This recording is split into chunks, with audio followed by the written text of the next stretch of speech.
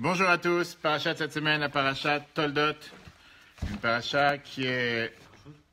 J'ai Là Non, la paracha qui est intéressante, une paracha qui est très riche, une paracha qui nous parle bien sûr des descendants d'Abraham, descendants de Yitzhak, Yitzhak le descendant d'Abraham.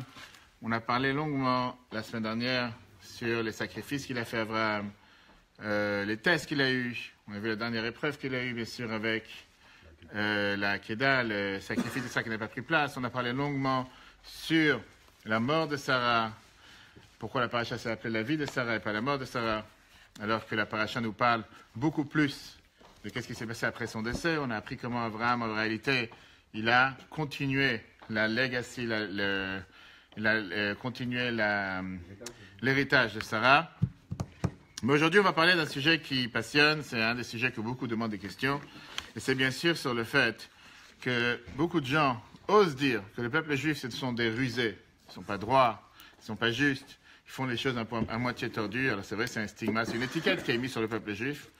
Sauf que quand on voit la paracha de cette semaine, on va tout de suite voir que c'est exactement la phrase qui a été employée par notre cher ami Yitzhak. Qu'est-ce qui s'est passé d'abord dans les faits?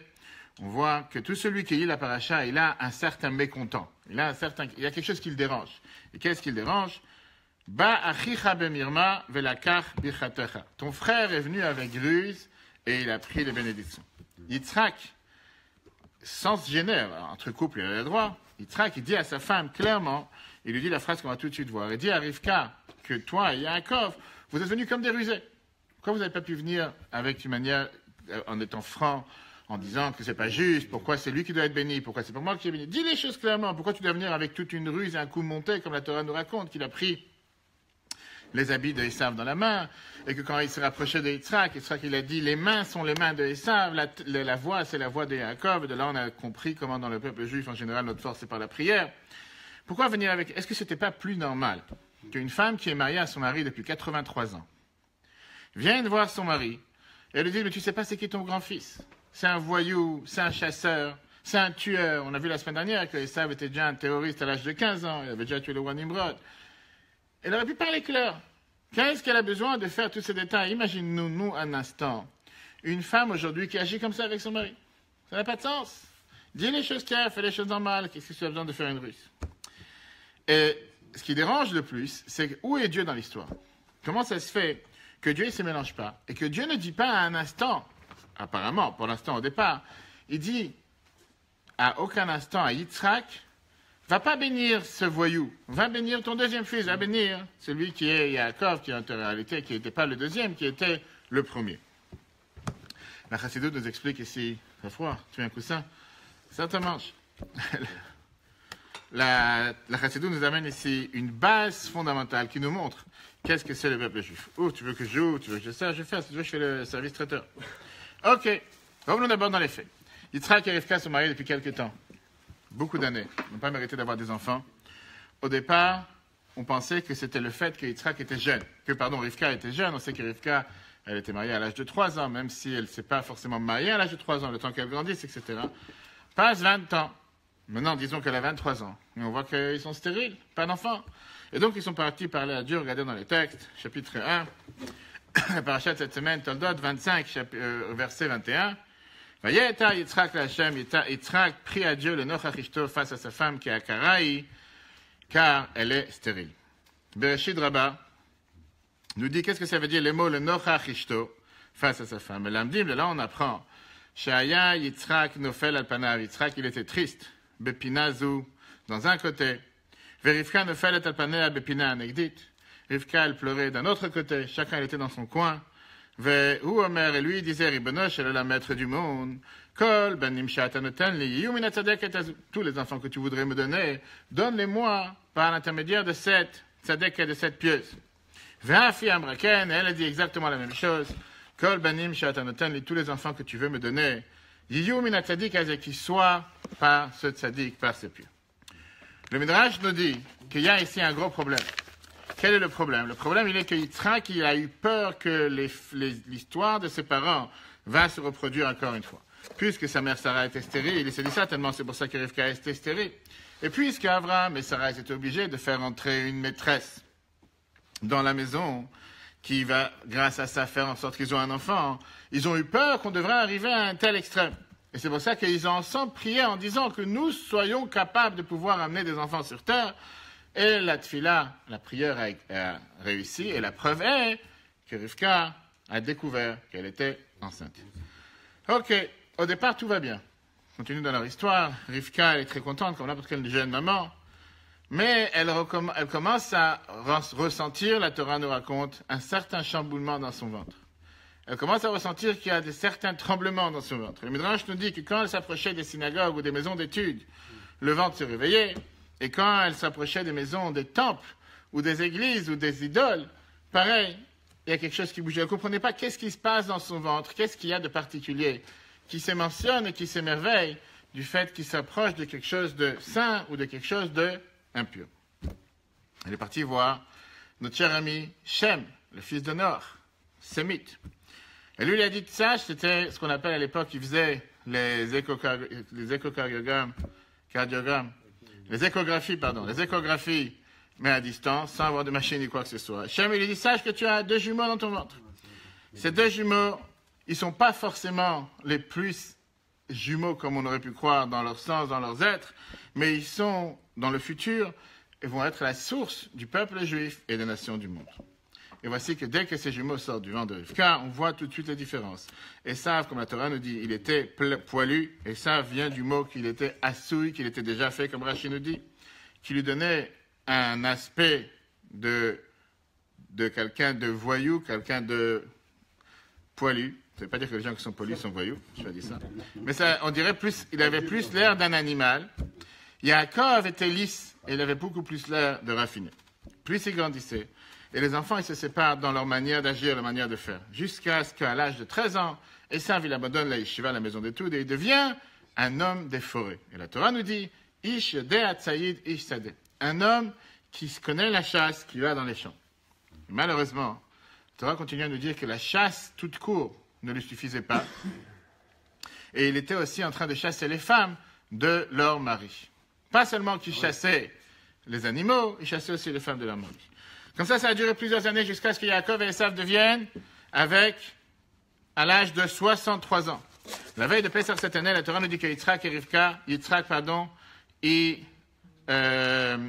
il a fait l'anniversaire de 123 ans, le soir du Seder. Et Yitzhak, il s'inquiète à son sort. Et c'est pour ça que les Chachamim nous disent que quand quelqu'un il s'approche de 5 ans avant la date de décès de ses parents, il doit se soucier. C'est dit que puisque sa mère est décédée à l'âge de 127 ans, lui, maintenant, il a eu peur qu'il allait mourir à l'âge de 123, il appelle son grand-fils Esav, et il lui dit, va aller me chasser 2 brebis, 2 béliers, 2 gdaïm pour le repas de Pessah. Et grâce à ça, tu auras des grandes bénédictions. Et là, il y a le grand drame, le grand malheur qui s'arrive dans la maison. Rivka qui est derrière la porte, elle entend que Yitzhak, il s'apprête à donner son héritage à son fils Esav, qui en réalité, c'est quoi? Tout l'héritage qu'il a reçu de son père Abraham à son grand-fils. Elle n'a pas de temps. Et elle fait quelque chose qui est totalement incompréhensible. Elle sort de l'armoire les habits de Esav qui étaient totalement poilus, la fourrure que lui, il avait l'habitude d'avoir. Elle habille Yaakov. Elle envoie Yaakov pour aller recevoir les bénédictions de son père qui avait des problèmes de vue, qui ne voyait pas forcément bien, comme si c'était Esav. La Torah nous raconte, au Pirkei de Rabbi Eliezer, on va tout de suite voir le chiffre 2. Quelle est cette histoire, d'ailleurs, les habits, des fourrures de Esav, que Yaakov devait s'habiller avec? Regardons le chiffre 2. Rabbi Yehuda, il nous dit la chose suivante, la tunique que Dieu il a fait pour Adam et Ève, après la faute de l'arbre de la connaissance, qui c'est qui la gardait? Noach et ses enfants dans l'arche. Quand ils sont sortis de l'arche, la Kra, il a volé Ham ben Noach, Ham le fils de Noach. Il a pris avec lui le Nimrod et il a donné à Nimrod, que lui, il était mieux manade de ses petits-fils. Quand il avait cette fourrure, quand il avait cette tunique, tous les animaux, bêtes sauvages et oiseaux, ils tombaient devant lui. Ça leur faisait peur, comme certains voient dans les films. Rabbi Meir, il dit, Esav, il a vu cette tunique que Nimrod, il a, qui est apparemment une tunique magique. Il a désiré dans son cœur. Il a tué Nimrod, il a volé sa tunique. Et quand il a réussi à avoir cette tunique, il est devenu fort, il est devenu puissant, il est devenu le meilleur chasseur. Il n'a même pas besoin de faire quoi que ce soit, que déjà les animaux tombaient devant lui. Vient le Bereshit Rabbah. Midrash, il dit la chose suivante. Begadim eilu, ses habits, ayus shmurim bebeit aviv Yitzhak. Ils étaient protégés, gardés dans la maison de son père. Ubahem ayam meshamesh et aviv. Et c'est comme ça qu'il allait servir son père. Amar Ashbar et Beshon Gamliel, il dit la chose suivante. Kol yamai haiti meshamesh et aba. Toute ma vie, j'ai servi mon père. Velo shimashti oto, je ne l'ai pas servi à filo echad mimea, même un centième, mimash shimesh Esav et aviv. De ce que Esav a servi son père. Qu'est-ce que ça veut dire? Shani haiti meshamesh et aviv bebgadim oluchlachim. Moi, j'ai servi mon père avec des habits sales. Ve'esav lo haya meshamsho el abibigdei malchut. Et là, Esav, il avait une tunique particulière. Il avait des habits de royauté, il avait des habits de roi, il avait cette tunique de roi de Nimrod. Imagine-toi, tu prends les habits de roi de Louis II ou de Napoléon Bonaparte, tu vas savoir, tu prends de beaux habits pour aller ça. Il s'est dit, moi, j'ai pas eu la chance de faire une telle chose. Donc, Esav ne rentrait jamais chez son père avec ses habits de chasse. Il rentrait avec ses habits particuliers.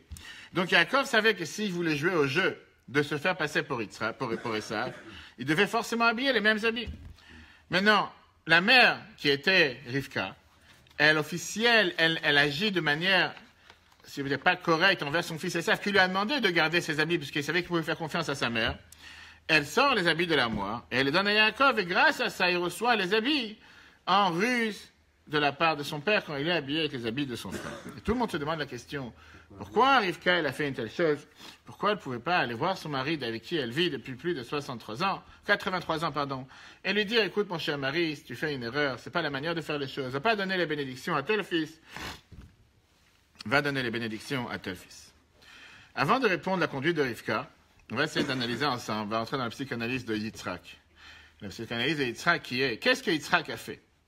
Qu'est-ce que Yitzhak a fait? Qu'est-ce qui était le problème de Yitzhak? Pourquoi Yitzhak n'a pas pensé un instant que son devoir aurait été de bénir Yaakov et pas de bénir Esav? Pourquoi il cherche à bénir un enfant qui est apparemment un voyou, à la place de bénir un enfant qui est totalement correct et totalement juste? Il y a beaucoup de réponses à ça. Mais aujourd'hui, on va s'arrêter, comme le rabbi nous dit à chaque fois, sur le sens simple du verset. Le sens simple du verset, Bereshit, chapitre 25, versets 27-28, la Torah nous dit que ça apparaît que Yitzhak ne connaissait pas son fils. Regardons le texte. Vaïk de l'Oanaharim, les enfants grandissent. Vaïk Esav, Ish Yedei Atzaïd. Esav, c'était quelqu'un qui connaissait la chasse. La Torah nous dit, Yaakov, Ishtam, Yeshev Alim. Yaakov, c'était quelqu'un de simple qui était assis dans les tentes. Vaïav, Yaakov et Esav. La Torah nous dit que Yaakov, il aimait Esav. Pourquoi? Qui tsaïd befiv. Car c'était un chasseur dans sa bouche. Qu'est-ce que ça veut dire? Rashi nous dit, Yedei Atzaïd. Qu'est-ce que ça veut dire qu'il savait chasser? La tsoud velirmot et aviv befiv. Il savait comment chasser et ruser son père avec la bouche. Il y a une explication chassidique qui nous dit que, contrairement à ce qu'on pense, Esav, il était exactement identique à son frère Yaakov. Il était exactement vraiment la même face, la même figure. Il n'avait pas l'air d'un voyou, il n'avait pas l'air d'un bandit. Il avait l'air d'un religieux avec une barbe, peut-être un chapeau, et il avait ce qu'on appelle, il était bipolaire. Il avait une double vie. Il avait la vie avec laquelle il se présentait devant son père, et il paraissait comme un enfant, l'enfant gentil du quartier, l'enfant bobo, comme certains disent, qui fait rien de mal. Et il avait la vie qui était sa vraie vie, la vie réelle. En cachette, il faisait toutes les interdictions possibles et imaginables. Mais à l'extérieur, c'était quand même le fils d'Yitzhak. Le fils d'Yitzhak, qui voulait passer comme quelqu'un qui était ultra religieux. Regardons comment il était ultra religieux. Avec ce que Rashi nous amène du Midrash qui posait des questions d'Halakha, qui te fait croire que tu as affaire ici avec quelqu'un qui n'est pas plus religieux que lui sur la planète. Que même des plus religieux sur terre ne se posent pas ces questions-là. Regardons Rashi, Tanchuma chapitre 8. Shayaba Esav Menachut, quand Esav il arrivait de la rue. Ayomer Le'aviv, il dit à son père, Abba, papa, Melach Ma'u Shetayech Hayevet B'Maaser, est-ce qu'on doit prélever la dîme sur du sel? On va tout de suite, c'est quoi la question? Vayat, Ama Yitzhak, Vomer Yitzhak, il s'étonnait en demandant la question suivante. Yitzhak, il se disait, Bénisé, regarde mon fils, et j'ai la chance d'avoir un fils si pieux. Kama Medagdeg B'Mitzvot. Combien il fait attention aux mitzvot? Tel point qu'il cherche à prélever la dîme sur du sel. Alors on savait très bien qu'il n'y a aucune halakha qui dit qu'on prélève la dîme sur du sel. Ailleurs, Omer lo Aviv. Son père, il lui demandait, mon fils, dis-moi où tu étais aujourd'hui? Oui, avec qui tu as tourné? Echanaïta ayam azé où tu étais aujourd'hui? Vous, Omer, lui dit, Bébé, Talmud. J'étais à la maison d'études, j'étais à la yeshiva, je suis en train d'apprendre. Alors, il lui dit, Lokach ou alacha bekar vekach, Lokach isura, Lokach etero. Il lui dit, alors, raconte-moi, t'as pas appris ta loi, t'étais à la maison. Et son fils, il lui disait, oui, j'ai appris et j'ai des questions sur ce que j'ai appris.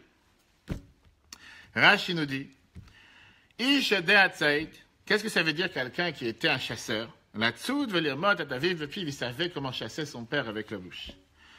Veshoalo, il demandait à son père, ah bah papa, comment prélever la dîme sur du sel et du foin? Qu'à Savour, il pensait à vivre son père Yitzhak, chez Umedagdim et Mitzvot. Son père s'est dit, mais c'est magnifique.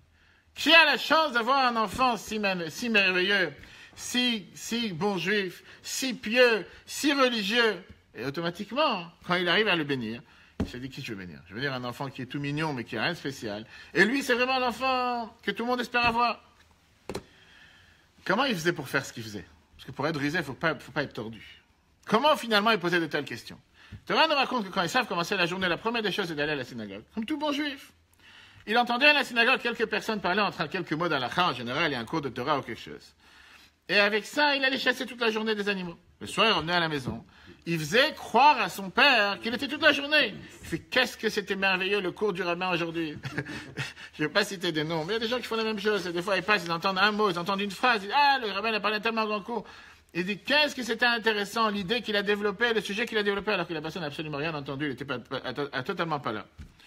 Et il demandait, manger c'est pas interdit, il demandait des questions, comme si pour faire croire qu'il fait tellement pointilleux sur les mitzvot. Comment prélever le sel et le foin? On sait très bien que le sel et le foin sont deux éléments qu'on ne prélève pas la dîme dessus. Pourquoi? Parce que c'est des éléments qu'on va utiliser pour préparer du manger. Et on prélève seulement qu'est-ce qu'on va manger. Pas quelque chose qui est fait pour, avec ça, faire du manger. Le sel en soi n'a aucune valeur, à part si tu l'utilises pour quelque chose. Et là, ça, je vais vous montrer, moi, je ne suis pas juste quelqu'un qui fait des mitzvot basiques, mais je suis là à faire des mitzvot d'une manière que même le plus religieux ne pense pas à ça. Les commentateurs nous disent que pourquoi Esav il a choisi une question pareille. Pourquoi il n'a pas demandé comment mettre Rabbeinu Tam? Pourquoi on ne met pas 4 paires de tefillin? Pourquoi il a choisi une question du maaser? Parce qu'on sait que cette mitzvah, c'est une mitzvah particulière sur les patriarches. Abraham, il a donné la dîme de tout ce qu'il a gagné à Malkitzedek. Yitzhak, on a vu qu'il a donné la dîme de tout ce qu'il a réussi. Et Dieu, il a enrichi sa terre grâce à ça. Il a eu 100 fois plus. Yaakov, il a promis à Dieu en disant que quand je vais aller dans la maison de Lavan, tout ce que tu vas me donner à Serre, à Srenolar, je te donnerai la dîme et je te donnerai tout ce que j'ai gagné. Donc ça avait dit, ça c'est une mitzvah que mes parents aiment faire. Moi, je vais leur montrer comment je fais pas juste la mitzvah à minima, mais je fais la mitzvah de la manière la meilleure sortie, la manière la plus passible, la plus adaptée, que même les religieux ne sont pas capables de la faire. Le Rabbi dit une question très intéressante. Apparemment, avec une question pareille, tu montres que tu es idiot. Tu ne montres pas que tu es intelligent. Quelqu'un qui vient et qui veut se faire passer pour un religieux et qui pose une question bête, le Rav qui est en face de lui, il peut tout de suite détecter qu'il ne comprend rien. Parce que si tu es vraiment religieux, tu ne poses pas une question si bête. Et le Rabbi te demande comment est-ce possible qu'on dit que c'était un tellement bon chasseur, qu'il était capable de tourner la tête à son père en lui disant comment on fait la dîme sur du sel. Et que son père s'est dit, mais c'est merveilleux, j'ai un fils si merveilleux que ça. Alors qu'en réalité, ça montre que tu es bête. Ça montre que tu connais absolument rien. À quoi ça ressemble? À un enfant qui demande à son père comment on va prélever la dîme sur des poissons. C'est une question qui te montre que ça n'a pas de sens, parce qu'en général, le maaser, on prélève seulement sur les plantations, on ne prélève pas sur les animaux, etc., etc. Le Midrash nous dit, et le Rabbi dit pour ça, on fait attention aux mots que le Midrash nous dit. Le Midrash est écrit, le sel, qu'est-ce qu'est son statut? Est-ce qu'il est obligé d'amener le maaser?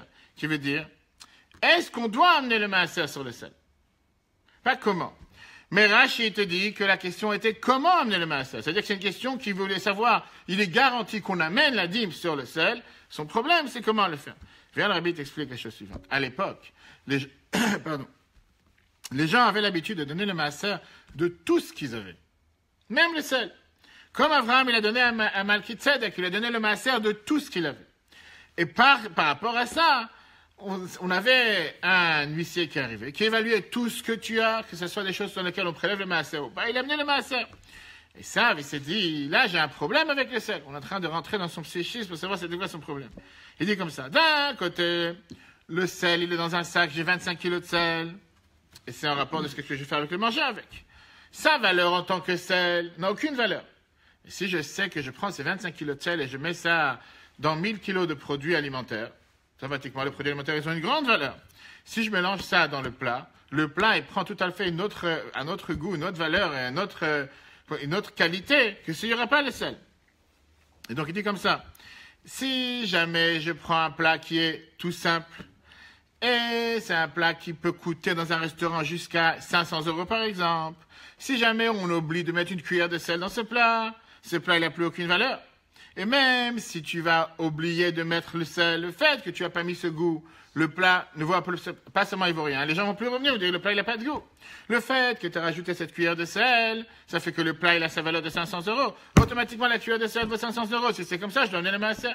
C'est quelqu'un qui savait faire du commerce. Et donc il a demandé la question, comment prélever le maaser? Comment évaluer la vraie valeur du sel? Ça, c'était sa question. Est-ce que j'évalue le sel en tant que sel ou j'évalue le sel en tant que le bienfait qu'il a apporté au plat ou le changement qu'il a fait au plat? Que ça va faire une grande différence par rapport au sel. Ça, c'était son problème. Quand Yitzhak, il entend une chose pareille, il s'est dit, mais c'est magnifique. Où sur terre j'aurais eu un enfant si merveilleux, si riche, si intelligent, si érudit, si grand? Regardez la sikha que le rabbi écrit, c'est magnifique. Page 116, volume 125. La question qui demande comment on prélève le maaser du sel. Pas seulement qu'elle n'est pas là pour y mentionner Yitzhak. Mais le rabbi dit au contraire. Il y a Maral, Borut, Bedine Maaser, ça te montre qu'il est tellement bête et il est tordu, il ne sait même pas de quoi il parle. Parce que si jamais il veut se faire passer pour un intelligent en posant une question bête, son père il connaît la halakha et sait qu'il est vraiment à côté de la plaque. Et le Midrash te dit, c'est la raison pourquoi la question qu'il demandait, Aïm ou Chayav Maaser. C'est pas qu'il disait, je sais qu'il faut prélever, mais je sais pas comment. La question, elle était, est-ce qu'il faut prélever? Mais le rabbi te dit, non, on doit regarder Rashi, le sens simple. Et le sens simple te dit, Maasrim, sa question c'était, comment prélever avec le sel? Comment on prélève la dîme sur le sel? Et le rabbi te répond que puisque Yitzhak, il savait que ses antécédents, Esav, il savait que son grand-père Avraham avait donné à Malkitzedek le maaser de tout ce qu'il avait besoin. Pas seulement des animaux, des esclaves, de l'argent et de l'or. Et donc il s'est dit, c'est vrai que le sel n'a aucune valeur en soi, mais si je mets le sel dans un plat, il va avoir de la valeur. À ce moment-là, je voudrais savoir comment prélever le sel, le dîme sur le sel. Est-ce que je prélève en fonction de la valeur qu'il a, ou je prélève en fonction du sel, sans aucune valeur, sans ce qu'il apporte? Torah nous dit que la ruse, ou la bêtise, si on peut dire, ou l'hypocrisie de ce Esav, était dans une autre chose. Dans la bande de femmes qui l'entouraient, Esav, il a amené chez lui à la maison une des voisines qui habitait à Hebron. Et il a dit qu'on l'appelle cette femme Yehudit, la fille de Be'eri le Chiti. Ce qui est bizarre, c'est qu'en réalité, plus tard, on voit que son vrai nom, c'était pas Yehudit, c'était Aholivama, la fille de Tzivon. Vient Rashi, nous dit pourquoi il a appelé Yehudit, avec un nom en connotation juive, parce qu'il voulait dire elle reniait toute idolâtrie qu'il y avait à l'époque. Comme elle n'est pas idolâtre, automatiquement elle est juive. C'est complètement faux. Parce que c'est pas parce que tu redis l'idolâtrie, ça veut dire que tu es juif. Viens, le rabbi te dit, voilà, là on comprend pourquoi on l'appelait la fille de Be'eri, alors que son père c'était Tzivon, mais Esav il a voulu soi-disant se montrer à son père et montrer que même mon beau-père, c'est quelqu'un qui fait le même métier que toi. Toi tu travailles dans les puits, c'est que Yitzhak, la Torah nous raconte que son travail essentiel c'était de creuser les puits. Mon beau-père fait exactement le même métier, regarde quelle fille j'ai trouvé. Quelqu'un qui a une telle descendance, comme moi je suis ton descendant. Au final, on voit que, malheureusement, son coup, c'est un coup qui a bien réussi. Prends encore une fois au sens simple. Yitzhak, il donnait de la valeur à son fils Esav. Et Yitzhak, il était prêt à lui donner toutes les bénédictions. Et c'est tellement dur de comprendre que la paracha des bénédictions commence avec quoi? Regardons dans le chapitre 27, verset 1. Vous voyez qu'Isakan Yitzhak est devenu âgé. Ses yeux se sont affaiblis de voir. Il ne pouvait pas très bien voir. Il appelle son fils Esav le grand, et il dit, Inena zakanti lo yadati yamati. Maintenant que je suis devenu âgé, je suis devenu vieux, et je ne sais pas quand est-ce que je vais mourir. Quel est le but que la Torah nous raconte d'abord l'aveuglement de Yitzhak, numéro 1. D'abord, ça ne s'est pas passé ni aujourd'hui ni hier. Ce qu'on a fait tout d'un coup nous raconte le statut médical d'un des patriarches. La Torah veut expliquer ici l'amour énorme qu'il avait pour son fils, qu'il était tellement aveugle et qu'il ne connaissait pas vraiment son fils. Au passage, le rabbi nous fait remarquer qu'il connaissait lui un peu son fils, parce qu'il a averti plusieurs fois, ne va pas prendre la chasse du vol. Et la Torah nous dit clairement que quand Yaakov il est venu, on va voir dans le déroulement plus tard, Yitzhak se demande, c'est pas l'habitude de Esav de parler avec le nom de Dieu. Il savait très bien que Esav, il avait un certain mode de vie, une certaine manière de parler. La Torah veut nous dire que l'amour qu'il avait envers Yitzhak, envers Esav, son grand-fils, c'était parce qu'il était aveugle, il ne connaissait pas son fils. Et la question qui est demandée dans l'affaire, où est Rivka? C'est sa femme, 83 ans. 83 ans de mariage ensemble. Tu n'es pas capable d'ouvrir les yeux à ton mari? Disons que ton mari il a un problème de vue. Disons qu'il a Alzheimer, que Dieu nous en préserve. Disons qu'il n'arrive pas à détecter qui c'est qui est en face de lui. Disons qu'il pense que la personne qui est en face de lui, c'est vraiment quelqu'un qui paraît pour un religieux, qui se montre comme quelqu'un de bien, alors que c'est quelqu'un qui est le plus mauvais sur terre. Tu ne peux pas lui ouvrir les yeux. Tu ne peux pas l'empêcher de faire une bêtise. Tu vas faire toute une ruse, passer par derrière, prendre ses habits, tout ce coup monté que la Torah nous raconte. Va voir ton mari, dis-lui, mais qu'est-ce que tu es en train de faire comme bêtise? Je pense que n'importe quelle personne sur terre, normale et logique, dans notre jour, voit que son mari va faire une bêtise. Si c'est une femme qui s'inquiète à son mari, elle ne va pas la laisser faire une bêtise. La question essentielle que Rabbi nous demande, c'est une question qui est beaucoup plus importante. La question, elle est que Rashi nous dit une chose énormément difficile. Yitzhak, il a été aveugle afin que Yaakov prenne les bénédictions. C'est-à-dire que Rashi te dit que Dieu, il a aveuglé ce tzaddik, ce pieux, pour qu'il ne puisse pas voir que Yaakov rentre avec les habits d'Esav et que ce soit lui qui prenne les bénédictions. La question qui est demandée, c'est Dieu, il veut depuis le départ que celui qui reçoit les bénédictions, ce soit qui? Yaakov et pas Esav. Il n'a qu'à dire depuis le départ à Yitzhak, va donner les bénédictions à celui qui mérite. Qu'est-ce qu'on a besoin d'arriver à une situation tellement pas normale, d'aller aveugler Yitzhak, presque, que Rivka, elle rentre ici dans un système de ruse. Tout ça pourquoi? Pour ne pas parler, comme aujourd'hui, les gens sont tellement connectés, personne ne parle avec l'autre. Tu vas dans les stations de bus ce matin à 7h, j'avais des enfants à l'école, et tu vois, tu as 20 personnes à la station de bus, chacun sur son portable avec les écouteurs. Pas un parle avec l'autre. Mais tout le monde est connecté à un mur. Personne n'est connecté là. Yitzhak et Rivka, ils ne vivent pas dans la même chambre. Ils ne vivent pas dans la même maison. Ils ne sont pas en train de parler l'un avec l'autre. Ils ne sont pas en train de voir. Ils ne parlent pas le soir du problème de ce qui se passe avec les enfants. Et ça, il est revenu aujourd'hui agité, il a tué, il m'a raconté il n'a pas raconté ce qu'il fait à ses parents. Même s'il voulait essayer de passer pour quelqu'un qui est tellement intelligent, même s'il voulait essayer de passer pour quelqu'un qui est rusé, à la fin, tu demandes à ton fils, qu'est-ce que tu as fait aujourd'hui? Alors il va te vendre qu'il était à la synagogue et qu'il était allé écouter le rabbin. Magnifique. Et après, qu'est-ce que tu as fait toute la journée? On sait très bien que c'était un chasseur. Il n'a pas les habits pleins de sang. Il n'est pas en train de perdre sa vie et perdre son temps avec des bêtises du matin jusqu'au soir, à tel point que Yitzhak, il est aveugle. Pas seulement il est aveugle, mais il veut le bénir, il faut que Rivka, surtout pas parler avec son mari. Chambre à part, pas maison, chambre à part. Il n'y a pas de communication. On va faire tout le temps. Et Dieu rend aveugle Yitzhak pour que ça soit lui qui... Regardons le Zohar. Zohar, il nous dit la chose. Ça, c'est ce que le Zohar nous dit. Qu'il y a ici un plan divin. Un plan divin entre Akadosh Baruch, entre Dieu et Rivka. Un coup monté, si on peut dire, qui est fait depuis le départ de cette manière pour que les choses se déroulent d'une telle manière que ça soit, au final, celui qui reçoit les bénédictions, Yitzhak et pas Rivka. Yaakov et pas Yitzhak. Yaakov et pas Esav, merci. Heureusement que tu es là. Le Zohar nous dit la chose suivante. Im Tishal, si tu vas demander, Yitzhak, comment c'est possible que Yitzhak ne savait pas Kolov de Bishin de Esav, toutes les mauvaises choses que Esav faisait? Ve'ashrinta ve'ime, la divinité était avec Yitzhak. C'est quand même pas quelqu'un comme nous. C'est quelqu'un qui était quand même le deuxième patriarche. Et si tu me dis qu'il n'avait pas la divinité avec lui, il dit, le char, mais si jamais la divinité n'était pas avec lui, si Yitzhak était un simple personnage, un simple vieillard dans une maison de repos, comment il peut me donner de bénédiction à Yaakov? Et là, le Zohar te dit, on ne lui a pas fait savoir du ciel. Ça veut dire, en deux mots, il n'a pas détecté que c'était Yaakov. Que dès chez Yitbarech Yaakov, afin que Yaakov soit béni sans qu'il s'en rende compte, et la beddato, le fitochnito chez le Kodesh Baruch. Seulement qu'il soit béni par le plan divin que Dieu avait décidé depuis le départ que c'était comme ça les choses qui doivent se passer. C'est une idée merveilleuse qui est ramenée dans une lettre du Rabbi. Mais juste avant ça, une très belle histoire qui est racontée sur le père du Rabbi. 11h du soir, quelqu'un tape à la porte dans la maison des parents du Rabbi à Yekaterinoslav, aujourd'hui Dnepropetrovsk. Le père du Rabbi, c'était le plus grand rabbin d'Ukraine à l'époque. Il a risqué sa vie, il a été envoyé à Kazakhstan, en Sibérie. Il a été exilé à cause du fait qu'il propageait le judaïsme. À l'époque, on savait qu'il fallait abattre tous les Schneerson. Il y a une femme âgée qui vient et qui dit, mon fils et sa fiancée, ils vont être là dans 1 heure. Et il demande au Rabbi Levi Yitzhak de faire le mariage en cachette. Et à l'époque, on savait que tout celui qui faisait une choupa en cachette, il allait être tué. Mais elle dit la chose suivante. Mon fils et sa fiancée sont 2 haut placés dans le régime communiste. Il faut que personne au monde sache qu'ils sont venus chez le rabbin pour se marier comme les juifs. À l'époque, malheureusement, il y avait beaucoup de juifs qui travaillaient chez les communistes.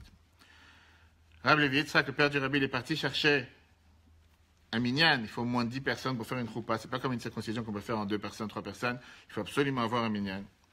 Mais avec tous les efforts qu'il a pu faire le soir, à minuit du soir, à Dnepropetrovsk, quand les gens ils avaient peur de tourner dans la rue, parce qu'ils savaient que si jamais on les attrape, ils étaient poursuivis pour savoir où tu vas, d'où tu viens, qu'est-ce que tu fais, qu'est-ce que tu as dans la main, quel sac, etc. Il n'y avait que 9 juifs.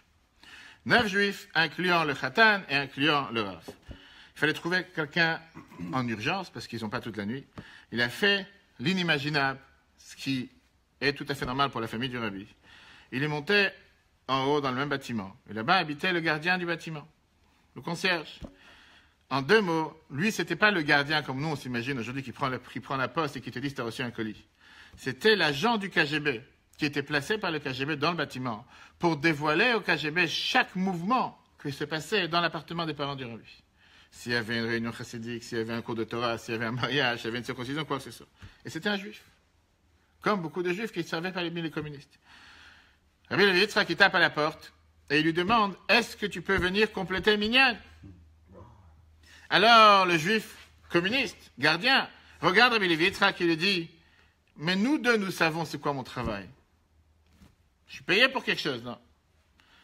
Rabbi Levi Yitzhak lui dit « Je t'en supplie, perds pas ton temps. Il y a ici un Khatan Kala qui attendent. Dépêche-toi, on a besoin de toi pour le 10e. » Il est descendu, il a fait la choupa, il a fait le mariage pour ces 10 juifs exacts. En un instant, tout le monde a dispersé, tout le monde s'est enfui pour que personne ne soit attrapé. Je ne parle pas quelle robe elle avait la mariée ou quoi que ce soit, absolument rien. Et les seuls qui sont restés dans la pièce, c'était Rabbi Levi Yitzhak et ce juif communiste gardien qui devait dénoncer Rabbi Levi Yitzhak. Il sort sa carte rouge de sa poche, sa carte communiste, et avec des yeux en larmes, il dit à Rabbi Levi Yitzhak, prends cette carte, je deviens le tien. Je rends ma carte communiste. Quelqu'un qui est prêt à risquer sa vie pour faire une telle mitzvah. Le Rabbi te dit la chose suivante. C'est sûr que Rivka, elle aurait pu avertir Yitzhak des problèmes de Esav. Elle aurait pu tout faire pour lui faire comprendre clairement que c'est Yaakov qui doit recevoir la bénédiction. Mais elle ne voulait pas faire une chose pareille. Pourquoi? Parce que si jamais elle aurait fait ça ouvertement, ça veut dire qu'elle serait séparée clairement d'une demi-famille. Si c'est Yaakov qui prend les bénédictions d'Abraham et Yitzhak, ça veut dire que seulement quelqu'un comme Yaakov et seulement quelqu'un qui ressemble à Yaakov peut mériter de recevoir les bénédictions des patriarches. Et tous ceux qui ont l'air comme des Esav, tous ceux qui ont l'air comme des non-religieux, tous ceux qui ont l'air comme des non-croyants, tous ceux qui ont l'air comme des rusés ou comme des chasseurs, ils méritent de rester dehors et ne pourront jamais être bénis. Et Rivka, en tant que mère juive, n'était pas capable de se porter, de s'imaginer un instant qu'un juif qui n'a pas l'apparence religieuse, qu'un juif qui n'a pas l'apparence pratiquante, qu'un juif qui n'a pas l'apparence de faire partie du peuple juif, lui ne mérite pas d'être béni. Et donc c'est pour ça qu'elle ne dévoile pas la vérité à Dieu. Et même Dieu aveugle Yitzhak depuis le départ de cette manière-là. Et à la place, elle habille Yaakov avec les habits de Esav. Esav, il va être comme, Yitzhak, pardon, il va comme ça penser que devant lui il a Esav, alors qu'en réalité, devant lui, qu'est-ce qu'il a? Il a un Esav qui en réalité c'est Yaakov. Il a un juif qui paraît comme Esav, mais en réalité c'est un Yaakov. Et donc, avec ce précédent, Yitzhak a fait en sorte que tous les Yaakov, tous les Juifs qui vont être habillés avec les habits de Esav, vont avoir le droit d'être bénis, vont avoir le droit de pouvoir être attachés à leur patriarche, à leur source d'origine, et jamais être déconnectés du peuple juif. Le fait que Yitzhak a donné des bénédictions à Esav, qui apparaît comme Yaakov, ça a attaché le peuple du peuple juif, et ça a entraîné qu'à travers toutes les générations à venir, aucun juif ne pourra jamais se sentir déconnecté de sa source. Tout le temps, à n'importe quel instant, sa neshama éclairera et il saura qu'il a à l'intérieur de lui ce point juif. Et ça, c'est, si on peut dire, la force de la chassidoute et la vision du Rabbi sur le peuple juif. C'est une vision qui est tellement propre au Rabbi. Regardons comment le Rabbi nous écrit ça dans le Chumash cette semaine, prochain paragraphe. Madoua et Tatzricha Rivka la Ramatet Yitzhak. Pourquoi Rivka devait ruser Yitzhak? Velishloch et Yaakov envoyé Yaakov que Shaul Avouch Bebik de Esav quand il est habillé avec des habits de Esav. Elle aurait pu très bien dévoiler à Yitzhak et Tivo Amiti sa vrai personnage de Esav. Veaz Ayamanik Metzono et Tabrachot à Yaakov. Il aurait donné, depuis le départ, les brachot à Yaakov. Viesh le ver, le Rabbi t'explique la chose suivante. Bekach ifticha Rivka, avec ça Rivka a voulu s'assurer. Kehem Yehudia comme une mère juive. Adoeget umsura le banner, qui est totalement transmis pour ses enfants. Chez Birkotav, chez Yitzhak, que les bénédictions de Yitzhak ne soient pas seulement à l'instantané maintenant au présent. Yachulu al kol Yehudi b'meshech hadorot, qui soit présent pour tous les juifs, pour toutes les générations à venir. L'orak al Yehudi à la bouche que Yaakov a vu nous, pas seulement comme un juif qui a l'apparence et habillé comme Yaakov. Et la gamme al Yehudi she'eno l'herbedak comme même sur un juif qui n'est pas habillé comme Yaakov. et qui ne se comporte pas comme Yaakov. Venirez que Vayachol, que Moïsav, et qu'il a l'air à l'apparence comme Esav. Gamhu bipnim yutot tzetsa chez Yitzhak Avinu. Lui aussi, dans sa profondeur, c'est un descendant de Yitzhak. Veraoui libracha, lui aussi mérite la bénédiction. Ça, c'était ce que Rivka cherchait. Ça, c'était le plan que Dieu cherchait. La raison pour laquelle Yitzhak est devenu presque aveugle. La raison pour laquelle Yitzhak n'a pas ouvert ses yeux. Et Yaakov devait forcément recevoir les bénédictions avec une apparence comme Esav. Ça ne veut pas dire que Yaakov est devenu un Esav. Mais Yaakov cherchait à faire en sorte que dans les générations à venir, si jamais il y aura un juif qui n'aura pas l'apparence d'un juif religieux, qui n'aura pas l'apparence d'un Yaakov, qui aura l'apparence d'un Esav, lui aussi méritera de faire partie du peuple juif. Lui aussi méritera d'être béni. Il y avait un grand rabbin d'une communauté au Mexique qui est rentré une fois voir le rabbi et qui lui a raconté les activités qui se passent dans la communauté avec les jeunes, avec la jeunesse, et qui font différentes compétitions entre les élèves, ils font des activités l'après-midi. Et là, le rabbi lui demande, j'ai une question à te demander. Tu es en train de te vanter, de me raconter tout ce que tu fais, les activités dans la synagogue, Shabbat, les activités l'après-midi, les élèves. Qu'est-ce que vous faites pour les enfants de quartier qui tournent dans la rue et qui sont descendus jusqu'à utiliser des drogues dures tous les jours? Le rabbi qui demande à ce rabbin de communauté du Mexique. D'autres, ils pensaient que le rabbi il est assis dans son bureau à Brooklyn, New York, et qu'il n'est pas forcément, il ne sait pas de quoi il parle. Ce rabbin répond au rabbi la phrase suivante. Ces enfants-là ne sont pas nos enfants. Moi, je suis là, je suis rabbin, je m'occupe de nos enfants. C'est qui nos enfants? C'est les bobos de quartier, ceux qui sont à la synagogue, ceux qui sont dans les activités, ceux qui sont inscrits à tel club, ceux qui vont dans telle colonie. Ah, les enfants qui sont avec la drogue dure, c'est pas nos enfants. Des étrangers. Le rabbi le regarde et lui dit, et quels enfants ne sont pas nos enfants? Il y a des enfants juifs qui ne sont pas nos enfants. Avec ça, on va comprendre le Midrash, qui nous dit que qu'est-ce qui s'est passé au moment où Yaakov rentre dans la pièce, avec les habits de Esav. Et à ce moment-là, la Midrash nous raconte, Vayigash, Vayishaklo, il s'est rapproché, et il a embrassé, Vayareach, Edreach, Begadav, il a senti l'odeur de ses habits, Vayvaracheo, il a béni. Et le Midrash nous dit, Al tikra, Reach, Begadav, ne nous dit pas que c'était l'odeur de ses habits, et la Reach, Bogdav, mais l'odeur de ses traîtres, que Gon, par exemple, Yosef Meshita, Vayakum Mistrot. Quelle est l'histoire? Au moment où Yaakov est rentré habillé avec les habits d'Esav, dans la pièce de Yitzhak a apparu, si on peut dire, les deux plus grands traîtres du peuple juif, qu'au dernier moment, ils ont fait tchouva et sont revenus. C'était qui? Yosef Meshita.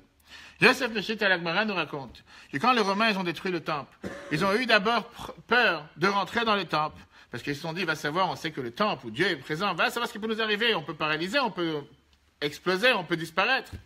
Ils cherchaient un juif qui n'a pas peur de rentrer dans le temple, pour profaner le temple. Ils trouvent dans la rue un juif renégat, qui était totalement athée, un traître, qui s'appelait Yosef Meshita. Ils lui ont dit, écoute, rentre dans le temple, on t'offre n'importe quel élément du temple que tu veux prendre. Tu veux prendre le candélabre, prends le candélabre. Tu veux prendre l'arche sainte, prends l'arche sainte. Rentre-toi le premier. C'est comme un détecteur de mine. Savoir, s'assurer qu'il n'y a pas de bombe à l'intérieur. Il rentre dans le temple et il voit le magnifique candélabre en or. Quand il voit qu'il est en train de regarder ce candélabre, la Gemara nous raconte, ils ont dit, c'est quelque chose qui est trop beau pour quelqu'un de si simple. Ça doit arriver au musée du roi. On dit, on n'est pas d'accord. Rentre une fois, une deuxième fois, et va prendre une autre chose. Prends pas ça, t'as exagéré. On te dit, rentre au Louvre, tu prends la plus belle peinture, prends quelque chose de simple de ta part. Là, il a regretté. La Gemara nous dit, il a dit la chose suivante. C'est pas suffisant que j'ai énervé mon créateur une fois. J'ai pas envie de profaner cet endroit une deuxième fois. On parle pas d'un juif pieux, d'un juif religieux. D'accord, il était capable de le faire une fois. Ils lui ont dit, on est prêt à te donner tous les taxes et impôts qui rentrent dans la ville de Jérusalem pour les prochains 3 ans. C'est quoi cette richesse? Il dit, je suis pas d'accord. Ils l'ont fait souffrir avec des souffrances atroces. Il a crié en disant, Lo achis le barishouf. Je n'ai pas envie d'énerver mon créateur une autre fois. C'était qui? Yaakov Mistrorot. La Gemara nous raconte une autre histoire, que quand les Grecs sont rentrés à Jérusalem, ils ont voulu aller égorger, Yossi ben Yoézer, qui était la tête du Sanhédrin. Dehors était quelqu'un qui était sur son cheval, et il avait un grand sourire. Il était en train de se moquer. C'était Yaakov Mistrorot. C'était le beau-frère qui s'est converti au grec de Yossi ben Yoézer. Il s'est moqué de lui en lui disant, de manière cynique, nous, tu vois, regarde le cheval sur lequel moi je suis et regarde le cheval sur lequel toi tu es. En 2 mots, toi avec ta religion, tu vas te faire pendre, tu vas te faire tuer. Et moi, heureusement que j'ai laissé tomber cette religion. Et voilà, aujourd'hui, je m'en sors bien. C'est toi qui vas te faire tuer, c'est pas moi qui vais me faire tuer. Yossi ben Yoézer, il le regarde, qui était un des maîtres, le maître du Sanhedrin, et lui dit la chose suivante. Yakoum, Yakoum, c'est son nom. Si ceux qui transgressent la volonté de Dieu, comme toi, ont un tel sort magnifique, comme tu dis, à plus forte raison, ceux qui font la volonté de Dieu, ils ont un sort magnifique. Ça lui est rentré au cœur. Il va à la maison. Il est parti dans sa chambre à coucher, c'est Yakoum Ishtrevot, et il a décidé de se mettre, de s'octroyer toutes les punitions possibles et imaginables qui existaient à l'époque du Bedin, du tribunal. Au même moment, Yossi ben Yoézer s'est endormi, il a fermé les yeux, et il voit le lit de son beau-frère, qui était avant grec, qui maintenant il fait tchouva, passer devant lui, et il lui dit, tu te rends compte, en un instant, tu m'as devancé au monde futur. En un instant, tu es rentré au Gan Eden. Ça, le rabbi nous dit, c'est le lien qu'il y a entre Yaakov et les habits d'Esav. Le fait de se rappeler que derrière les habits se cache une Neshama. Derrière les habits se cache un juif. Derrière les habits d'Esav, il y a un Yaakov qui est à l'intérieur. Et ça, chers amis, c'est exactement ce que le travail des Shluchim dans le monde entier. Cette semaine, on a étudié le congrès international des Shluchim à New York, où on voit que le rabbi nous dit que même s'il y a des gens qu'à travers l'histoire, ils ont essayé de faire sortir les juifs du judaïsme, mais on ne peut en aucun cas faire sortir le judaïsme des juifs. Un juif est né juif, il reste juif jusqu'à 120 ans, même s'il a les plus grandes fourrures, qui sont des fourrures de Esav.